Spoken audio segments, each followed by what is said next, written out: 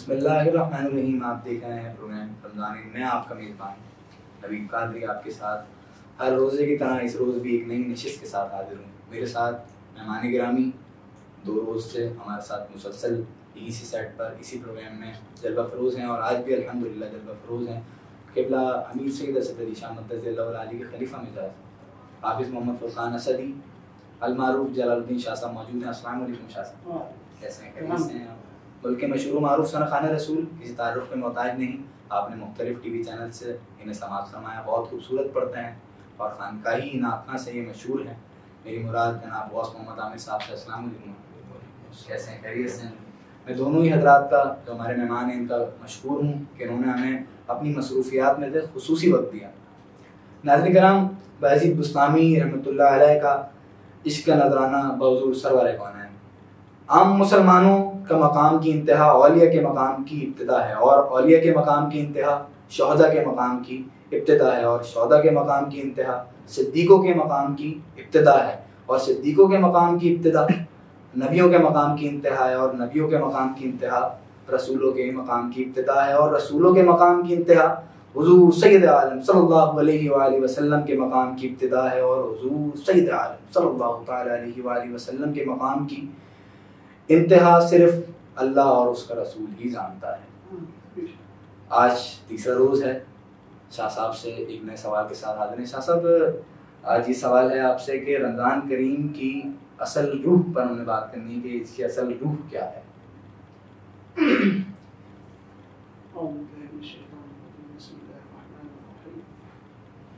شهر رمضان الذي أنزل فيه القرآن هدى للناس وبينات من الهدى والفرقان. صدق الله مولانا العظيم وصدق رسوله النبي الكريم. سب سے پہلے تو نوید قادری صاحب آپ کا اور آپ کی تمام انٹروڈکشن کی ٹیم کا بہت شکر گزار ہیں کہ آپ نے ہمیں وقت دیا. اور اس کے ساتھ ہی یہ بات ہے کہ رمضان مبارک کس طرح ہمارے ارواح پر ہمارے قلوب پر اثر انداز ہو سکتا ہے. جیسے پچھلے دن ہماری بات تسلسل کے ساتھ چل ہی رہی ہے روزانہ کے ٹرانسمیشن میں کہ رمضان مبارک ایک تو خود اس کا اپنا فیضان ہے کہ وہ قلب و روح پر اپنا اثر ڈالتا ہے. صحیح. یہ وہ فیضان ہے جو حضور علیہ الصلوۃ والسلام کی روح پاک سے یہ تا قیامت چلتا رہے گا اور جس کا اظہار ہمارے بچوں سے بھی ہوتا ہے کہ وہ بھی خصوصیت کے ساتھ وہ بچے وہ ہوتے ہیں کہ جو عام طور پہ بھوکے نہیں رہ پاتے ہیں مگر وہ ضد کر رہے ہوتے ہیں اپنے والدین کے ساتھ کہ وہ روزہ رکھیں گے اور بس اوقات تو نڈھال ہو جاتے ہیں اور وہ روزے کو نہیں توڑتے. تو یہ ایک قدرتی فیضان ہے. اس کو ہم نے اپنے ظاہری اعمال کے ساتھ ایک جوڑ لینا ہے تاکہ اس کا اثر ہمارے قلب اور ہمارے روح پر باقی رہے. اب رمضان کیا ہے؟ رمضان کو قرآن کا مہینہ بھی کہا جاتا ہے اور یہ وہ ماہ ہے جس میں قرآن نازل ہوا. اس میں ایک رات آگے ہم جو پروگرام چلتا رہے گا کہ لیلۃ القدر کے نام سے یہ وہ رات ہے جس میں قرآن نازل ہوا اور 1000 راتوں سے بڑھ کر رات ہے افضل رات. اب یہ افضل کس طرح ہے اور رمضان کس طرح اور رمضان میں یہ چیزیں کیوں بڑھ جاتی ہیں؟ جی, رمضان میں ایک عبادت کا ثواب 70-700 یا اس سے بھی بہت زیادہ بڑھ جاتا ہے. ایسا کیوں ہوتا ہے؟ ایسا اس لیے ہوتا ہے کہ رب پاک کی جو رحمت ہے, اس کی کرم نوازی ہے, اس کی عطائیں ہیں, اس کی شان بہت بڑھ جاتی ہے. اس ساری شان کریمی بڑھ جاتی ہے اور جو فیوض و برکات قلب و روح پر آنا چاہیے ایکچوئل میں جب بندہ ان تمام محرمات سے بچتے ہوئے جس کا حضور علیہ الصلوۃ والسلام نے فرمایا ہے قرآن میں جس کا موجود ہے, اگر اس کو رکھتے ہوئے پورے شان کے ساتھ روزہ رکھتے ہیں تو وہ ہمارے قلب پر ہمارے روح پر اثر انداز ہوتا ہے اور وہ ہماری روح جو اصل اس کی کیا ہے وہ بلندی ہے, وہ اوپر کی طرف ہے, پستی نہیں ہے. خود بخود ہمارے جب یہ چیزیں ہٹتی ہیں، مثال کے طور پر حضور نے فرمایا حدیث پاک ہے کہ جس نے روزہ رکھتے ہوئے خرافات کو، جھوٹ کو، غیبت کو، چغلی کو، ان چیزوں کو نہ چھوڑا تو اس کے بھوکا اور پیاسا رہنے کا اللہ کو ضرورت نہیں ہے ایسے روزے کی۔ اور حضور نے فرمایا کہ اللہ فرماتا ہے کہ روزہ میرے لیے ہے اور میں ہی اس کی جزا ہوں۔ جی تو جب جس کا اجر اتنا بڑا ہوگا اس کا اثر کتنا بڑا ہوگا، سبحان اللہ، جس کی جزا اتنی بڑی ہے۔ اب یہ ہمارے بچوں کو، موجودہ نسل کو پتہ نہیں ہے کہ اللہ کیا، سب سے پہلے تو اللہ ہی کیا چیز ہے۔ ہمارے بچوں کو ہماری معاملات، ہمارے گھریلو معاملات، صبح اٹھتے ہیں اپنے کاموں میں لگ جاتے ہیں، ہمارے بچے صرف یہی دیکھتے ہوئے بڑے ہوتے ہیں کہ ہمارے والد آئے اور جناب صبح اٹھے، نماز، روزہ، قرآن، یہ کچھ بھی نہیں زندگی میں۔ صبح کام پہ چلے گئے، شام میں آئے، اپنے دوستوں میں چلے گئے، رات کا وقت ہوا اور آگے سو گئے۔ عام طور پہ، عمومی طور پر یہ معاملات ہوتے چلے جا رہے ہیں، جو کہ نہیں ہونے چاہیے، کیونکہ بچہ اپنے بڑوں سے بہت سیکھتا ہے، سمجھتا ہے اور اثر لیتا ہے کہ میرے والد یہ ہیں، میرے والد یہ ہیں۔ یہ عام طور پہ بچوں کے زبان میں آپس میں رہتا ہے کہ میرے والد تو بہت طاقتور ہیں، میرے والد یہ ہیں، تو یہ اثر ہو رہا ہوتا ہے اس کو، اور وہ اثر باپ کا رہتا ہے، ماں کا بچیوں پر رہتا ہے۔ ہمیں سب سے پہلے اپنے کرداروں کو بنانا ہوگا تاکہ وہ تمام باتیں جو ہمارے مذہب اور اس روزے کا فیضان ہے ہمارے ذریعے سے ہمارے بچوں میں منتقل، ہمارے ذریعے سے بچوں کو پتہ چلے کہ روح کا عرفان کیا ہوتا ہے۔ قرآن میں ایک آیت ہے وَمَا خَلَقْتُ الْجِنَّ وَالْإِنسَ إِلَّا لِيَعْبُدُونَ، اور ہم نے انسان اور جنات کو اپنی عبادت کے لیے پیدا کیا۔ اور عارفین فرماتے ہیں کہ اور ہم نے جن اور انسان کو اپنی معرفت کے لیے پیدا کیا۔ یہ معرفت کیا چیز ہے؟ یہ ایسی کیا معاملہ ہے کہ پروردگار چاہ رہا ہے کہ میرے لیے خالی پیٹ کر لو، بھوک کو بھی برداشت کرو، پیاس کو بھی برداشت کرو، اور وہ کیا دیکھنا چاہ رہا ہے، وہ کیا عطا کرنا چاہ رہا ہے۔ اس کا مشائخین جو اپنے مریدین محبین کو جو آگے راہ سلوک پہ آگے جا کے بات ہوگی کہ راہ سلوک کیا چیز ہے، وہ کیا ایسی معاملات ہوتے ہیں کہ جس میں ان کو بھوکا پیٹ رکھا جاتا ہے۔ نارملی عام طور پر اس لیے رکھا جاتا ہے، شرعاً اس کی ایک وجہ یہ بھی ہے کہ جب بھوکا پیٹ رہتے ہیں، پیاس میں رہتے ہیں، تو مستحقین کا، جن کے پاس کھانا نہیں پہنچ پاتا، جن کے پاس اس طرح کی ضروریاتی چیزیں نہیں ہیں، ان کا بھی پتہ چلتا رہے، ان کا احساس رہے کہ خالی پیٹ ہوگا تو ان کا احساس رہے گا کہ بھوکا پیٹ ہے کیا چیز، صحیح بھوکا رہنے میں کیا ہوتا ہے۔ ایک تو روزے کا فیضان یہ ہے، لیکن در حقیقت یہ بھی ہے کہ حضور نے فرمایا کہ 4 چیزیں ہیں، اس میں سے ایک چیز یہ ہے کہ جب آپ کو بھوکا رہنے کی عادت پڑ جائے تو یہ اللہ کے فضل میں سے ایک فضل ہے کہ انسان کے پیٹ کو، حضور نے تو یہ فرمایا کہ اتنا رہو کہ 3 حصہ کر لو اپنے معدے کو، ایک حصہ پانی، ایک حصہ ہوا اور ایک حصہ کھانا۔ یہ سیکنڈ نمبر پہ فرمایا، عام طور پہ لوگوں کو نہیں فرق پتا، یہ دوسرے نمبر پہ فرمایا۔ اصل یہ ہے کہ اتنا کھاؤ کہ کمر سیدھی رہے۔ صحیح۔ صحابہ کرام علیہم رضوان ایک جنگ کے موقع پر تو یہ تھا کہ آدھا کھجور ایک صحابی تناول فرماتے تھے، آدھا دوسرا، اور وہ صحابہ کرام تھے کہ ایک من کی تلواریں چلایا کرتے تھے، گھوڑے برف رفتاری سے چلایا کرتے تھے، لیکن غذا کا ان کا یہ معاملہ تھا۔ تو یہ بھوکا پیٹ رہنا یہ در حقیقت اللہ اور اللہ کے رسول کے قربت میں لے جاتا ہے، لیکن اس کے لیے نیت پاک صاف ہو اور اس کے لیے عمل اور کردار بھی ویسا ہو۔ اب قرآن میں ہے بسم اللہ الرحمن الرحیم یا ایھا الذین آمنوا لا یسخر قوم من قوم، کہ ایک قوم دوسرے کا مذاق نہ اڑائے، لا یغتب بعضکم بعضا، ایک دوسرے کی غیبت نہ کرو، لا تجسسوا، مسلمان کا تجسس مت کرو، لا تلمزوا انفسکم ولا تنابزوا بالالقاب، ایک دوسرے کا مذاق مت اڑاؤ، ایک دوسرے کو برے لقب سے مت پکارو۔ اب یہ چیزیں سمجھ لیں کہ کردار سازی کے لیے بہت ضروری، اور رمضان اس کردار کو بنانے میں بہترین موقع ہے کہ جب آپ اللہ کے لیے بھوکا رہ رہے ہیں، اللہ کے لیے جب آپ پیاسا رہ رہے ہیں، صبح سے لے کر مغرب تک کیسی کیفیت، کیسا بھوک، کچھ بھی ہو جائے آپ نے نہیں کھانا، تو جو اللہ نے خاص ارشادات فرمائے ہوئے ہیں وہ بھی ہمارے لیے ہی ہے نا. عام دنوں میں اگر نماز پڑھنے میں مشکل ہو جاتی ہے تو خود بخود دل مائل ہوتا ہے, کیونکہ وہ شیطانی قوتیں اللہ پاک قید کر دیتا ہے. تو چاہے وہ غیبتیں ہوں, چاہے وہ بہتان بازیاں ہوں, چاہے وہ مذاق اڑانا, اپنے اپنے ذات میں سوچیں, ہر دن ایک اپنے آپ کو ٹارگٹ دے لیں کہ آج میں نے جھوٹ نہیں کہنا. جیسے پچھلے دن ہماری بات ہوئی کہ ہم رحمت کے لیے روزے رکھ رہے ہیں اور لعنت اللہ علی الکاذبین, جس نے رحمت دینی ہے وہ خود یہ کہہ رہا ہے کہ میں لعنت بھیجتا ہوں جھوٹوں پر. اتنا برا لگتا ہے اللہ پاک کو جھوٹ بولنا. اور حضور نے فرمایا جھوٹ جو ہے تمام برائیوں کی جڑ ہے. تو جھوٹ سے پرہیز کریں ایک دن اور اس پر گزاریں, فوکس کریں. حضور نے فرمایا اللہ کا فضل ہوتا ہے تو بندے کو اپنے عیب نظر آنے شروع ہو جاتے ہیں.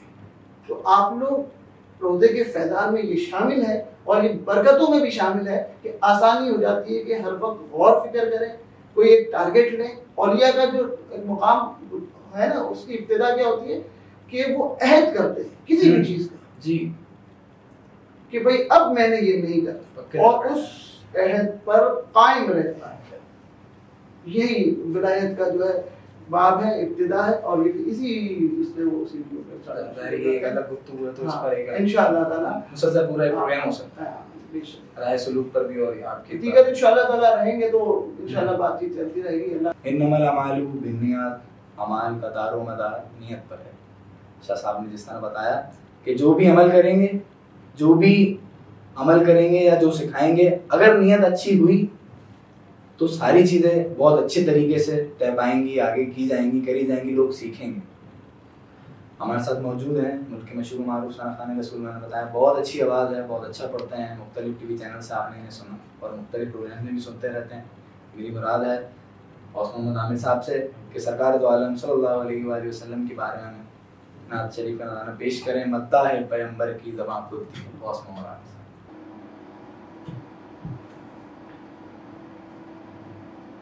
ذکر سرکار سے غافل جو رہا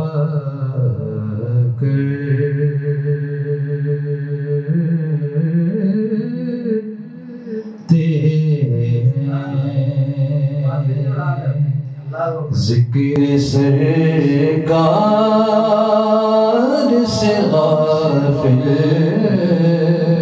جو رہا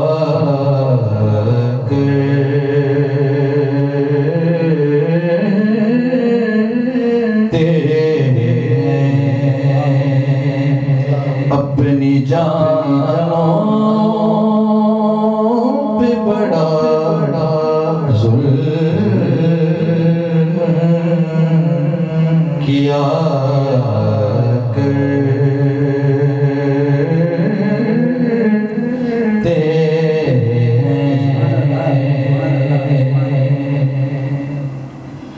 میرے سرکار کے اوصاف سمجھنے کے لیے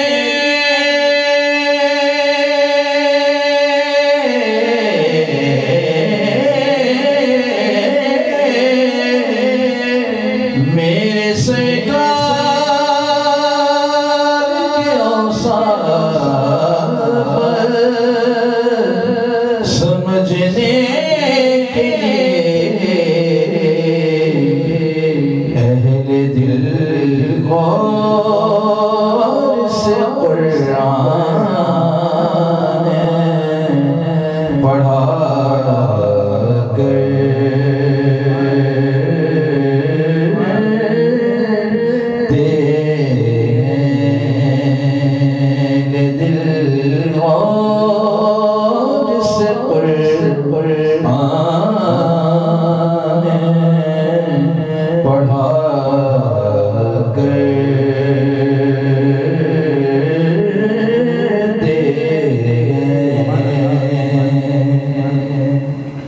امت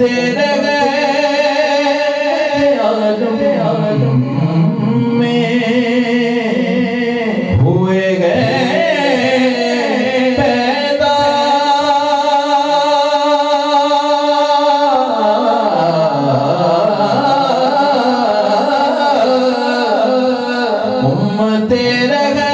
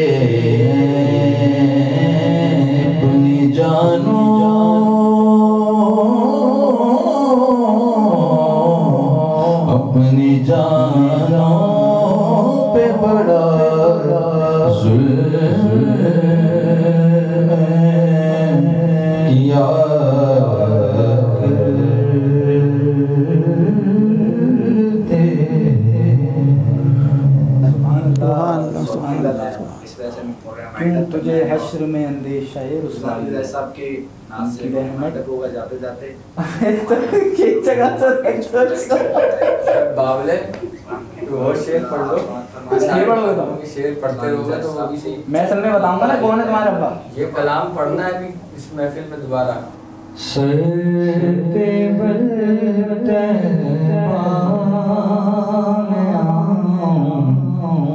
या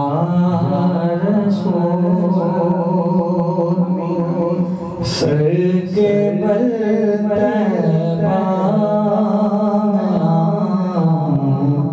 या रसूल सर के बल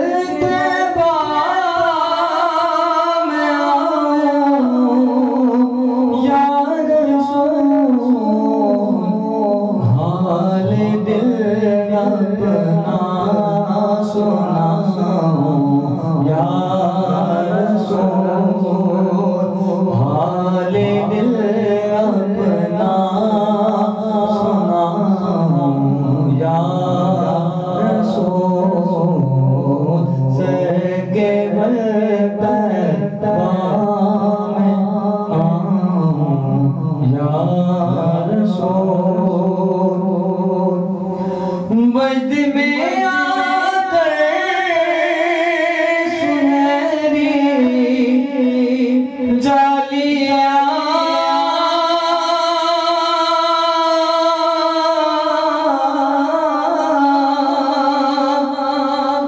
वjd में आकर सुनहरी जालियां अपनी आँखों से या रसूल अपनी आँखों से लगाऊं या रसूल सर के बल पर आऊं या रसूल कुछ मिले सदका नवाज़ों